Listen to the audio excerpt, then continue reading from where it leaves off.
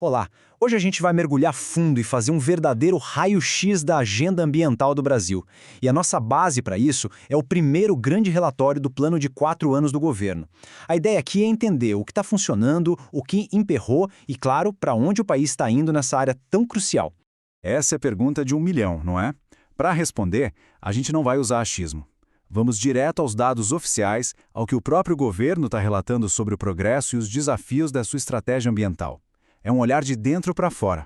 E o nosso guia nessa jornada é o Plano Plurianual, o famoso PPA. Pense nele como um mapa do tesouro do governo federal para os próximos 4 anos. Ele diz onde se quer chegar, quais as metas e onde o dinheiro vai ser investido. O que a gente está analisando aqui é o primeiro boletim desse plano, um retrato fiel de como as coisas estão andando na prática. Ok, vamos ao que interessa. A agenda ambiental se divide em 5 grandes eixos, como mostra esse mapa. A gente está falando de conservação da biodiversidade, da proteção de territórios e povos tradicionais, de bioeconomia e agrossustentável, de clima e desastres e também da gestão dos recursos hídricos. É essa estrutura que vai guiar toda a nossa análise.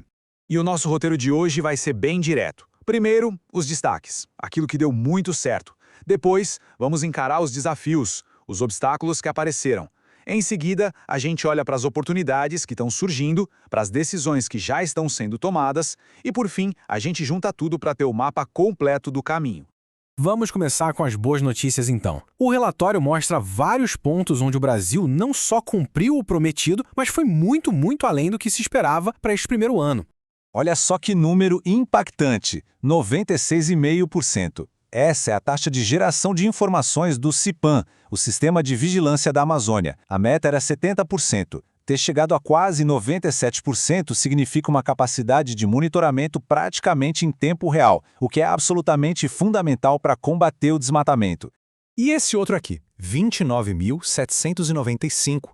Esse é o número de contratos de crédito sustentável do Pronave Bioeconomia. O resultado foi de 196% da meta. Ou seja, quase o dobro do esperado. Isso é um sinal claríssimo de que o setor agrícola está sim aderindo a práticas mais sustentáveis. Agora, vamos falar de dinheiro. O Brasil conseguiu captar 10,8 bilhões de reais com os chamados títulos soberanos sustentáveis. A meta era de 4 bilhões. Ter mais que dobrado esse valor mostra duas coisas. Primeiro, que tem recurso entrando para financiar ações verdes e, segundo, uma confiança gigantesca do mercado internacional na agenda ambiental do país. E não para por aí não. O bom desempenho se espalha. Na bioeconomia foram 47 novos negócios apoiados. Na gestão de terras indígenas, a meta era criar 10 instrumentos de gestão e foram criados 54. A diplomacia ambiental do Brasil esteve super ativa, participando de muito mais eventos que o previsto. E na educação ambiental, o número de alunos capacitados foi quase 4 vezes maior que a meta. É um avanço bem amplo em várias áreas estratégicas. Mas claro, nem tudo são flores. O relatório é bem honesto ao apontar as dificuldades. Então agora a gente vira a página e olha de frente para os principais obstáculos que apareceram nesse primeiro ano de plano. E aqui está, talvez, o ponto central de todo o desafio. O que o relatório mostra é uma tensão constante entre a ambição do plano e os recursos disponíveis na prática. De um lado, metas super ousadas e necessárias. Do outro, o que se vê é uma falta de gente, de orçamento e de tecnologia para fazer tudo acontecer no ritmo que deveria. E essa tensão toda se traduz em problemas bem concretos. A demarcação de terras indígenas, por exemplo, está lenta. A integração de sistemas de dados da agricultura está bem longe da meta. A criação de novas áreas protegidas esbarra em dificuldades políticas. Pior, programas essenciais correm o risco de parar porque dependem de grana de fora que tem data para acabar. E, para completar, até o clima, com secas e enchentes extremas, atrapalhou o trabalho em campo. Bom, o cenário tem seus perrengues, é verdade. Mas no meio dos desafios, o relatório também aponta para novas e poderosas oportunidades no horizonte. Vamos ver o que pode vir ao jogo e acelerar o passo dessa agenda. E a grande estrela dessas oportunidades, sem dúvida nenhuma, é o mercado de carbono. Com a nova lei que finalmente cria um sistema regulado no Brasil, a expectativa é enorme. A gente está falando de uma ferramenta que pode destravar bilhões em investimentos, criando um motor financeiro totalmente novo para a conservação e para a transição para uma economia mais limpa. E olha, isso não é uma aposta para um futuro distante, viu? Já está acontecendo. Aqueles 10,8 bilhões de reais em títulos sustentáveis que a gente viu são a prova disso. O plano de transformação ecológica já é uma realidade que atrai capital e mostra que o mundo está de olho no Brasil como um lugar-chave para investimentos verdes. Um bom plano não pode ser escrito em pedra, ele precisa aprender e se adaptar. E é para isso que serve um relatório de monitoramento como este. Vamos ver agora quais decisões concretas já foram tomadas com base nos resultados de 2024 e o que a gente pode esperar para o futuro próximo. A gestão do PPA está respondendo de forma bem pragmática. Metas que se mostraram fora da realidade ou que já foram cumpridas vão ser revistas. Os indicadores estão sendo ajustados para medir melhor o que acontece de verdade. Por exemplo, faz muito mais sentido medir o esforço de fiscalização em agentes por dia do que só o número de agentes. E programas que não estavam dando o resultado esperado estão sendo substituídos. E o cronograma para 2025 já está na mesa, e ele é bem ambicioso. Teremos a criação de órgãos importantes, como a Comissão Nacional de Bioeconomia, e marcos decisivos, como a versão final do Plano Clima, o início do importantíssimo Plano de Recuperação da Vegetação Nativa, o Planaveg, e a publicação da Taxonomia Sustentável, que vai funcionar como um guia para orientar os investimentos verdes.